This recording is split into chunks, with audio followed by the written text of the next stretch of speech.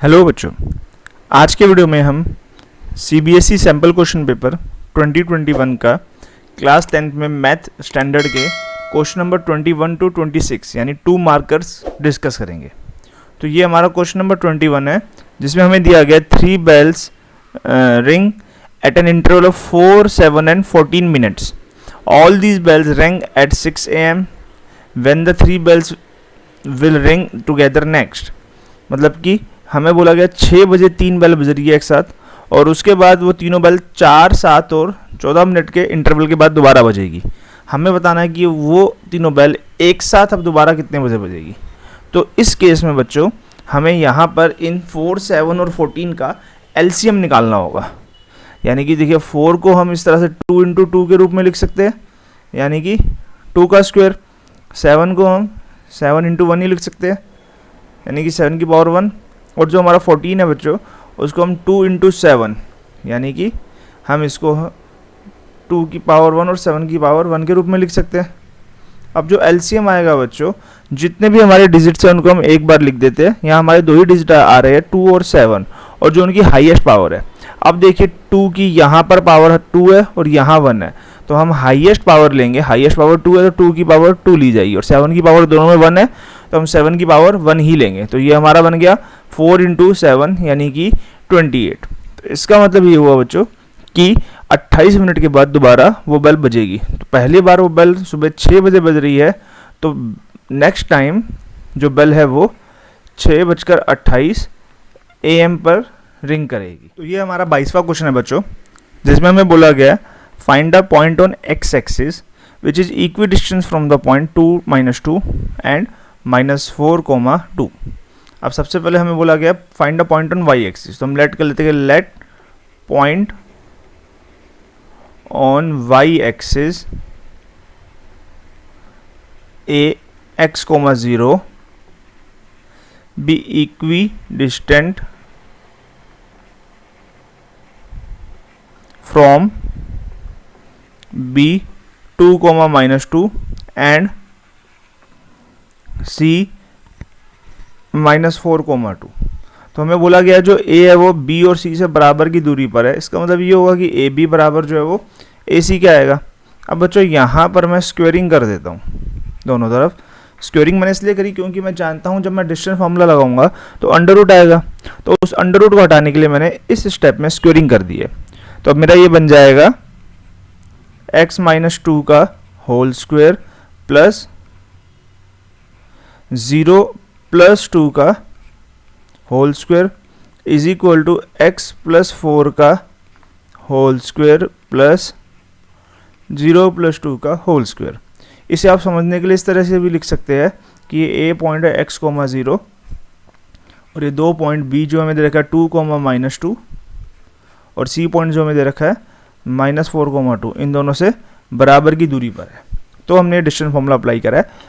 तो अब यहाँ पर जब हम a - b और a + b होल स्क्वायर का फार्मूला खोलेंगे तो ये आएगा a² + b² -2ab प्लस 2 का स्क्वायर 4 बनेगा is equal to a² + b² plus 2ab plus 2 का स्क्वायर 4 आ गया।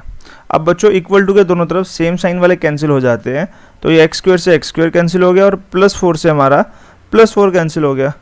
अब हमारे पास लेफ्ट हैंड साइड में बचेगा -4x + 4 is equal to 16 + 8x। तो ये हमारा -4x - 8x is equal to 16 - 4 यानी कि -12x इज इक्वल टू हमारा 12 आ गया। तो x की वैल्यू जो है बच्चों हमारी -1 आ गई, यानी कि जो हमारा पॉइंट A है x, 0 उसके कोऑर्डिनेट हमारे आ जाएंगे -1, 0, जो पॉइंट हमारा B और C से बराबर की दूरी पर। इसमें क्वेश्चन का चॉइस में पार्ट दिया गया है जो कह रहा है P पॉइंट है कोई -2, 5 और Q है 3, 3 are 2 points find the coordinate of R on PQ such that PR is equal to twice of QR।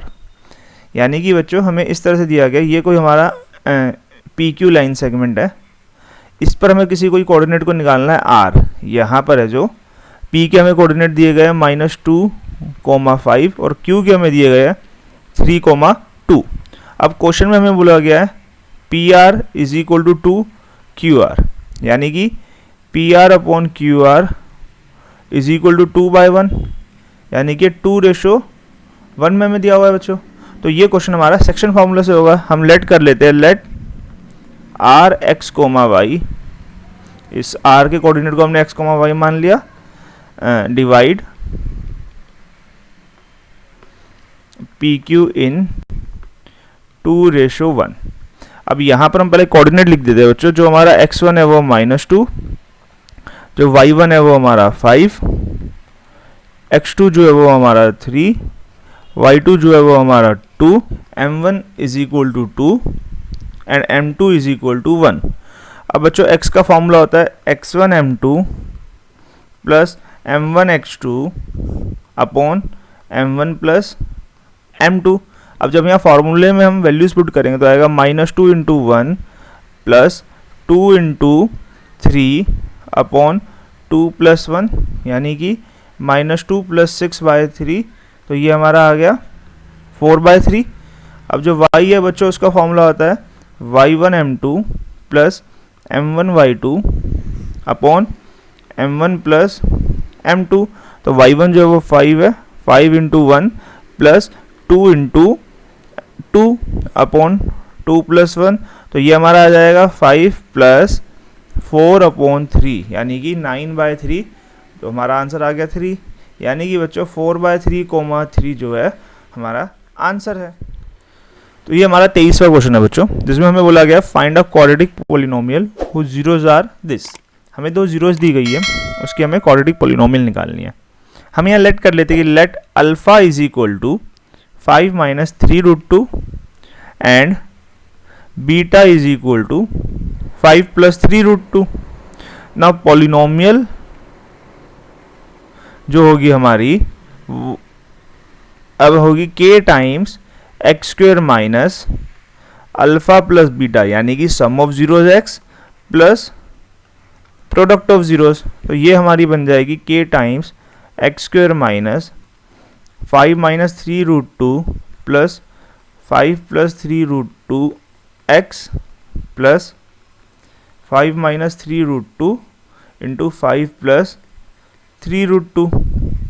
तो बच्चों ये हमारा आ जाएगा k x² माइनस, अब देखिए 3√2 से 3√2 कट गया तो ये 10x बच गया। और अब यहाँ पर बच्चों ये हमारी a - b into a + b है, तो ये हमारा बन जाएगा a का स्क्वायर माइनस b का स्क्वायर। तो अब यहाँ बच्चों ये हमारी बन जाएगी k times x² minus 10x plus 25 minus, अब देखिए 3 का स्क्वायर जो है वो 9 होगा और √2 का स्क्वायर 2, यानी कि 18 हमारा आ जाएगा यहाँ। तो हमारी जो फाइनल आंसर है वो k times x² minus 10x plus 7, ये हमारा आंसर होगा। तो 25वें के फर्स्ट पार्ट में बच्चों में दिया गया 10a is equal to 3/4, find the value of 1/sin a plus 1/cos a। अब बच्चों हम जानते हैं कि 10a जो है वो परपेंडिकुलर अपॉन बेस होता है, तो हमने p/b लिख दिया। तो हम लेट कर लेते हैं, let p is equal to 3k and b is equal to 4k। अब in right angle triangle h² is equal to p² plus b², तो ये h² आ गया 9k² प्लस 16k²। तो हमारी यहाँ वैल्यू आ जाएगी h² is equal to 25k², यानी कि h की वैल्यू हमारी 5 के आ जाएगी। अब बच्चों क्वेश्चन में हमें यहाँ फाइंड करना है 1/sin a plus 1/cos a।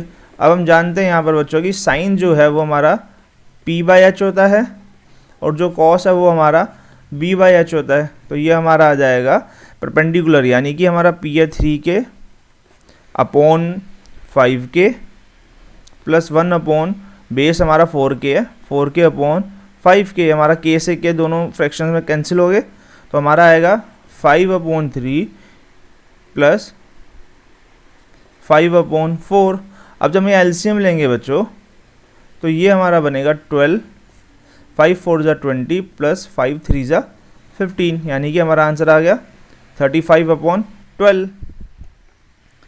अब इस क्वेश्चन का जो दूसरा पार्ट है बच्चों उसमें हमें दिया गया है √3 sin theta is equal to cos theta और हमें थीटा की वैल्यू फाइंड करनी है।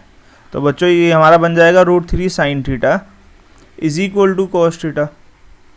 अब यहाँ पर दोनों तरफ अगर बच्चों में साइन थीटा से डिवाइड कर देता हूँ तो ये हमारा बनेगा √3 sine theta upon sine theta is equal to cos theta upon sine theta.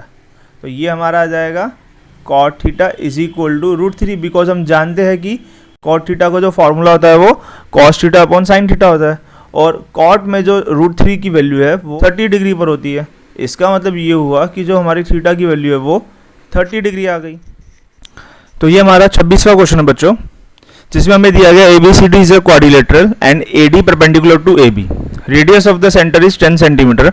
हमें x यानी कि AB की लेंथ फाइंड करनी है। अब बच्चों यहाँ पर हमें देख सकते हैं कि जो SO है वो हमारा 10 सेंटीमीटर है और एंगल A 90 डिग्री का हमें क्वेश्चन में दिया गया। अब बच्चों यहाँ पर angle S and angle P जो है वो भी 90 डिग्री के होंगे। हमने क्लास 9th में थ्योरम पढ़ी थी कि perpendicular distance is the shortest distance. तो ये हमारे तीनों जो एंगल है वो 90 डिग्री के आ गए। तो इन SOPA इज अ क्वाड्रिलेटरल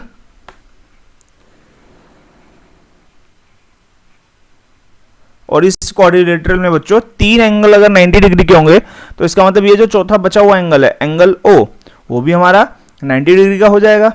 और बच्चों इस क्वाड्रिलेटरल में हम ये लिख सकते हैं AP is equal to AS tangents from